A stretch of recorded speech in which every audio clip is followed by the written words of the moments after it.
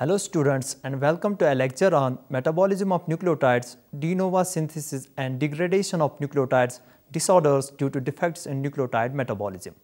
The main objectives of today's lecture are to review nucleic acid structure and functions, to enable students distinguish between a pyrimidine and a purine base, discern a nucleoside from a nucleotide, to describe the pathways of purine and pyrimidine ribonucleotide synthesis, describe how purine bases are catabolized and the relationship of purine catabolism to hyperuricemia and gout, describe the regulation of ribonucleotide synthesis, to explain the cause of inborn errors of metabolism associated with nucleic acids. Let me first of all discuss about the metabolism of nucleotides. One of the important specialized pathways of a number of amino acids is the synthesis of purine and pyrimidine nucleotides. These nucleotides are important for a number of reasons. Most of them, not just ATP, are the sources of energy that drive most of our reactions. ATP is the most commonly used source, but GTP is used in protein synthesis as well as a few other reactions. In addition to it, UTP, CTP, AMP and NAD play an important role in various reactions in nucleotide metabolism. And of course, the nucleotides are part of nucleic acids. Neither the base nor the nucleotides are required dietary components. We can both synthesize them de novo and salvage and reuse those we already have. Nitrogen bases. There are two kinds of nitrogen-containing bases, purines and pyrimidines. Purines. Purines consist of a 6-membered and a 5-membered nitrogen-containing ring fused together, while pyrimidines have only a 6-membered nitrogen-containing ring. There are 4 purines and 4 pyrimidines that are of concern to us. Adenine and guanine are found in both DNA and RNA. Hypoxanthine and xanthine are not incorporated into the nucleic acids as they are being synthesized but are important intermediates in the synthesis and degradation of the purine nucleotides. Pyrimidine. Cytosine is found in both DNA and RNA. Uracil is found only in RNA. Thymine is normally found in DNA. Sometimes tRNA will contain some thymine as well as uracil. Moving on. Let us now get to the details of nucleosides and nucleotides. Nucleosides. If a sugar, either ribose or 2-deoxyribose, is added to a nitrogen base, the resulting compound is called a nucleoside. Carbon first of the sugar is attached to nitrogen 9 of a purine base or to nitrogen first of a pyrimidine base. The names of purine nucleosides ends in osine and names of pyrimidine nucleosides ends in iodine. Nucleotides. Adding one or more phosphates to the sugar portion of a nucleoside results in a nucleotide. Generally, the phosphate is in ester linkage to carbon 5' of the sugar. If more than one phosphate is present, they are generally in acid anhydride linkage to each other. If such is the case, no position designation in the name is required.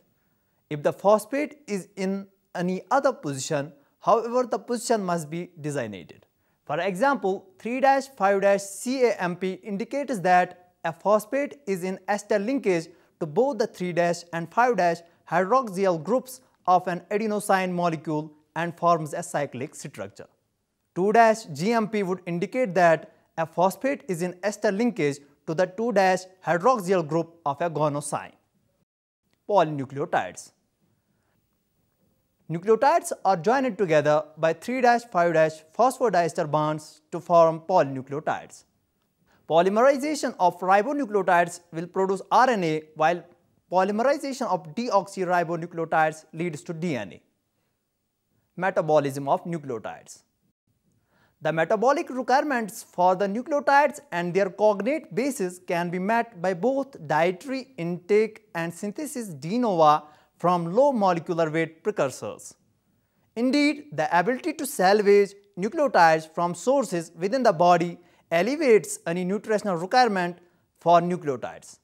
Thus, the purine and pyrimidine bases are not required in the diet. The salvage pathways are a major source of nucleotides for synthesis of DNA, RNA, and enzyme cofactors.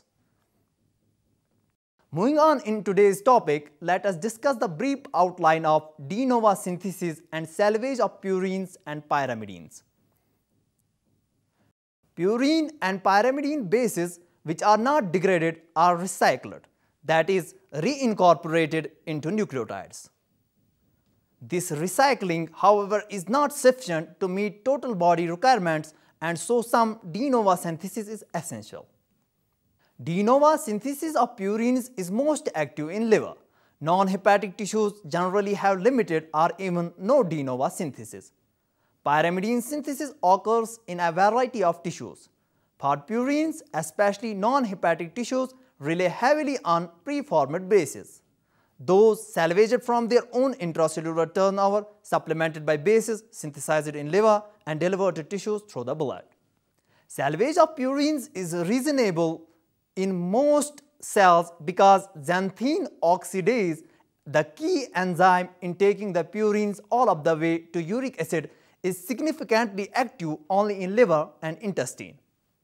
The bases generated by turnover in non-hepatic tissues are not readily degraded to uric acid in those tissues and therefore are available for salvage. The liver probably does less salvage but is very active in de novo synthesis, not so much for itself but to help supply the peripheral tissues. De novo synthesis of both purine and pyrimidine nucleotides occur from readily available components. Phosphoribosyl pyrophosphate (PRPP) is important in both, and in these pathways the structure of ribose is retained in the product nucleotide in contrast to its fate in the tryptophan and histidine biosynthetic pathways. An amino acid is an important precursor in each type of pathway: glycine for purines and aspartate for pyrimidines. Now let us discuss de novo synthesis of purine nucleotides. The two parent purine nucleotides of nucleic acids are adenosine monophosphate (AMP) adenylate and guanosine monophosphate (GMP) guanylate, containing the purine bases adenine and guanine. The origin of the carbon and nitrogen atoms of the purine ring system, as determined by John Buchanan using isotopic tracer experiments in birds. The detailed pathway of purine biosynthesis was worked out primarily by Buchanan and G. Robert Greenberg in the 1950s. In the first committed step of the pathway, an amino group donated by the glutamine is attached at C1 of PRPP. The resulting 5-phosphoribosyl amine is highly unstable with a half-life of 30 seconds at pH 7.5. The purine ring is subsequently built up on this structure. The pathway described here is identical in all organisms with the exception of one step that differs in higher eukaryotes. The second step is the addition of 3 atoms from glycine. An ATP is consumed to activate the glycine carboxyl group in the form of an acyl phosphate for this condensation reaction. The added glycine amino group is then formulated by N10-formyl tetrahydrofolate. Nitrogen is contributed by glutamine before dehydration and ring closure yield the 5-membered imidazole ring of the purine nucleus as 5-amino-imidazole ribonucleotide. At this point, 3 of the 6 atoms needed for the second ring in the purine structure are in place. To complete the process, a carboxyl group is first added. This carboxylation is unusual in that it does not require biotin, but instead uses the bicarbonate generally present in the aqueous solution. A rearrangement transfers the carboxylate from the exocyclic amino group to position 4 of the imidazole ring. In higher eukaryotes, including humans, the 5-amino-imidazole ribonucleotide product is carboxylated directly to carboxy-amino-imidazole ribonucleotide in one step instead of 2. The enzyme catalyzing this reaction is AIR carboxylase.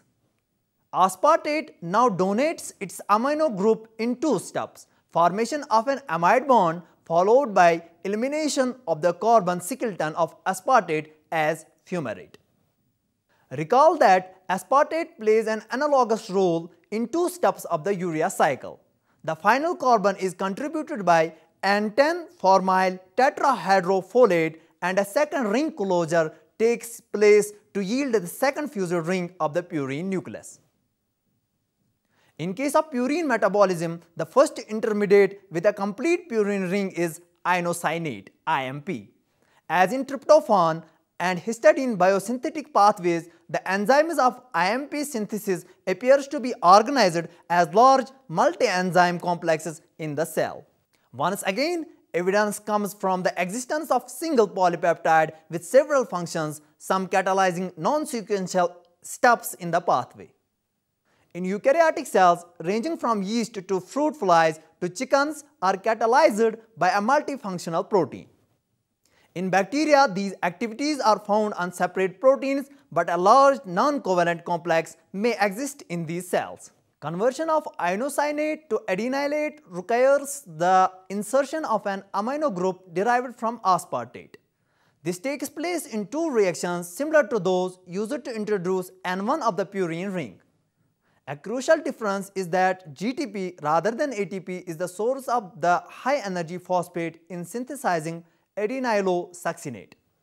Gonalate is formed by the NAD1 requiring oxidation of inosynate at C2 followed by the addition of an amino group derived from glutamine. ATP is cleaved to AMP and pyrophosphate in the final setup. Let us switch to the next portion of this subtopic, that is de novo synthesis of pyrimidine nucleotides. Let us define a general overview of pyrimidine synthesis. The important principle here is that the ring structure is built before the sugar is added. This is different from purine synthesis. The pyrimidine ring is formed from carbamyl, phosphate and aspartate.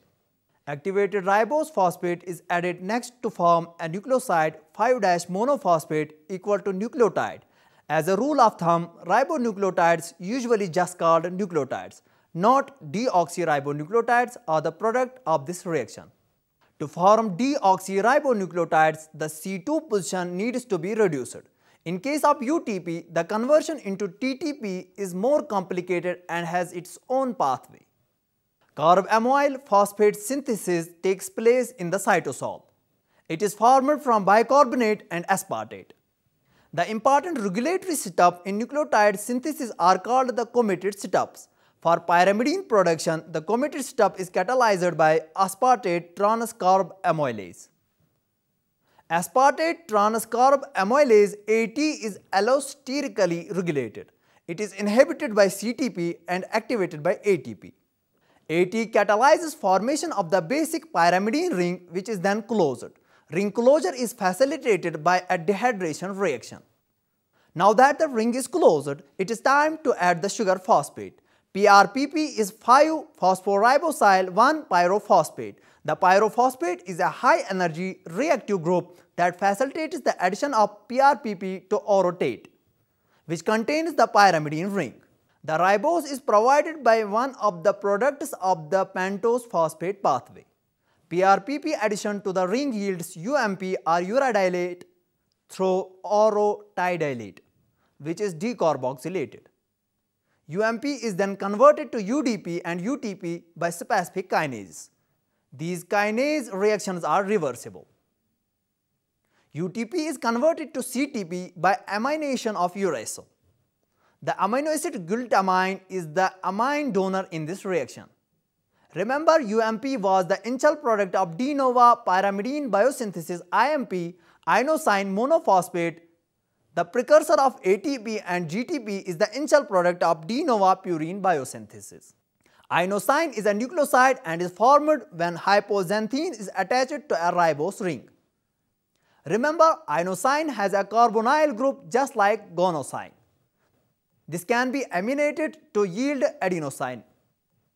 Although the most highly regulated setup in purine biosynthesis is PRPP activation to form phosphoribosyl amine, IMP, AMP and GMP can inhibit multiple steps along the pathway. This is called feedback inhibition. Inhibition of aspartate transcarbamylase by CTP is also a feedback inhibition, but not every feedback inhibition can be regulated allosterically. AMP and GMP are converted to ADP, ATP, GDP and GTP by specific kinases, just as shown above for UMP. Now it's time to talk about the conversion of ribo to deoxyribonucleotides. These reactions are important and build the biochemical foundation for many anti-cancer drugs that are utilized in the clinic today. All nucleotides, including UMP, can be converted into deoxyribonucleotides by ribonucleotide reductase. Hydroxyurea is a well-known inhibitor of this enzyme complex and one of the oldest anti-cancer drugs. DUMP needed to be converted into TMP by thymidylate synthase. This shows the suicide reaction of thymidylate synthase with fluorodeoxyuridylate. Besides de novo synthesis pathways, nucleotides can be assembled by a so-called salvage pathway. This is a recycling mechanism that assembles nucleotides from PRPP and bases released during pyrimidine and purine degradation. Let us now move to the another section of the today's lecture, that is disorders associated with defects in nucleotide metabolism. It includes aortic aciduria, hyperuricemia and gout, Lesch syndrome and severe combined immunodeficiency SCID. Let us come to aortic aciduria. Aortic aciduria refers to an excessive excretion of aortic acid in urine. It causes a characteristic form of anemia and may be associated with mental and physical retardation. In addition to the characteristic excessive aortic acid in the urine, patients typically have megaloblastic anemia, which cannot be cured by administration of vitamin B12 or folic acid. It also can cause inhibition of RNA and DNA synthesis and failure to thrive. Aortic aciduria is of two types. Aortic aciduria type first. It occurs due to deficiency of orotate phosphoribosyl transferase and OMP decarboxylase. Aortic aciduria type second. It is rare. Deficiency of only OMP decarboxylase. Both types are inherited as autosomal recessive disorders. Let us now move to hyperuricemia and gout. Uric acid is the end product of purine metabolism in humans. The normal concentration of uric acid in the serum of adults is in the range of 3 to 7 mg per deciliter. In women, it is slightly lower by about 1 mg than in men. The daily excretion of uric acid is about 500 to 700 mg. Hyperuricemia refers to an elevation in the serum uric acid concentration. This is sometimes associated with increased uric acid excretion, uricosuriia. Gout is metabolic disease associated with overproduction of uric acid. At the physiological pH, uric acid is found in a more soluble form as sodium urate. In severe hyperuricemia, crystals of sodium urate gets deposited in the soft tissues, particularly in the joints. Such deposits are commonly known as toffee. This causes inflammation in the joints, resulting in a painful gouty arthritis. Typical gouty arthritis affects first metatarsophalangeal joint, which is also called great toe. Gout is of two types, primary gout and secondary gout. Primary gout. It is an inborn error of metabolism due to overproduction of uric acid. This is mostly related to overproduction of purine nucleotides. Secondary gout. Secondary hyperuricemia is due to various diseases causing increased synthesis or decreased excretion of uric acid.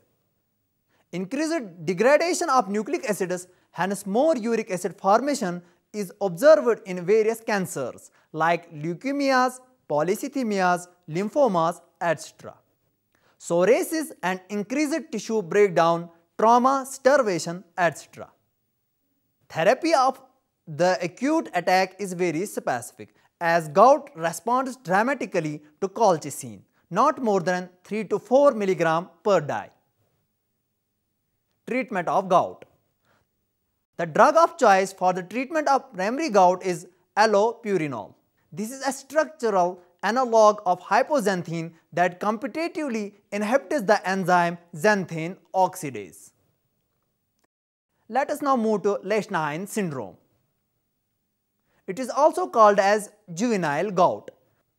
This disorder is due to the deficiency of hypoxanthine guanine phosphoribosyl transferase (HGPRT), an enzyme of purine salvage pathway.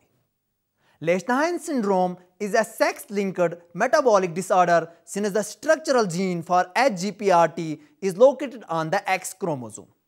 It affects only the males and is characterized by excessive uric acid production, often gouty arthritis.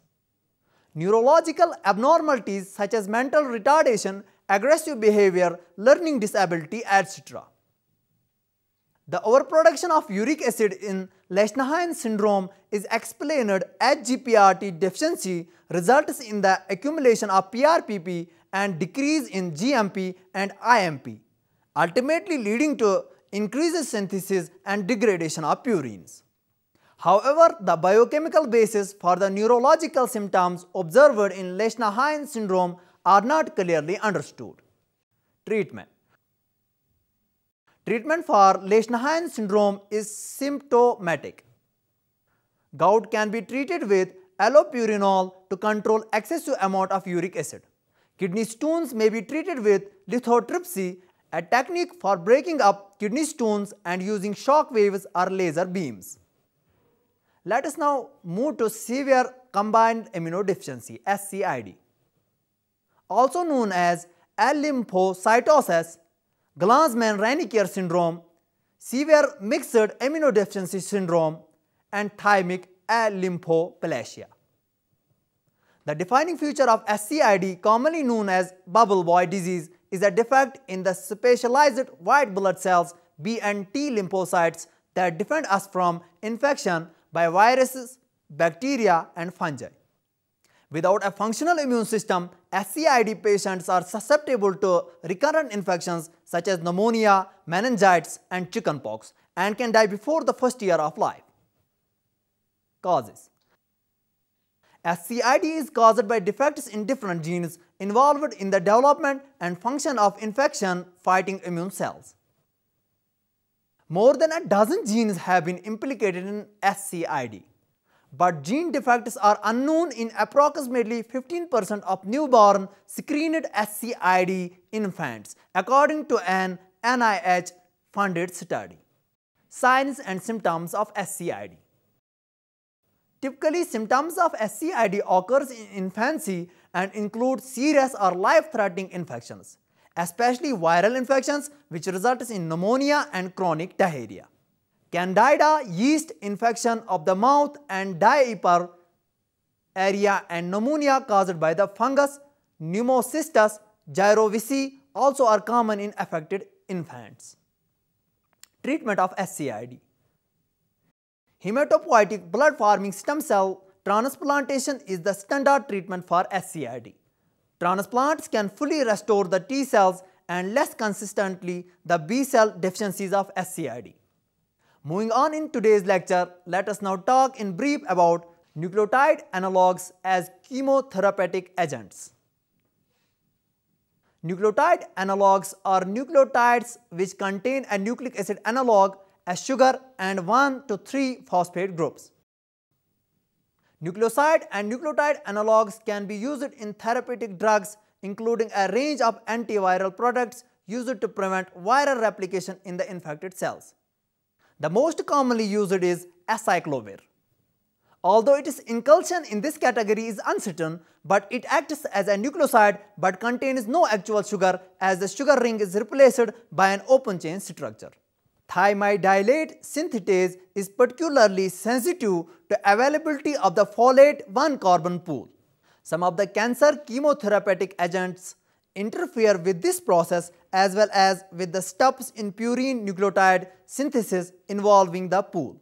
Cancer chemotherapeutic agents like methotrexate trixate 4-amino 10-methyl folic acid and aminopterin 4-amino folic acid are structural analogues of folic acid and inhibit dihydrofolate reductase. This interferes with maintenance of the folate pool and thus of de novo synthesis of purine nucleotides and of DTMP synthesis. Such agents are highly toxic and administered under careful control. The important functions of nucleotide analogues are against the hepatitis B virus, hepatitis C virus, herpes simplex virus and HIV. Students, this is all about today's program. Hope you have understood and enjoyed. Thank you and goodbye.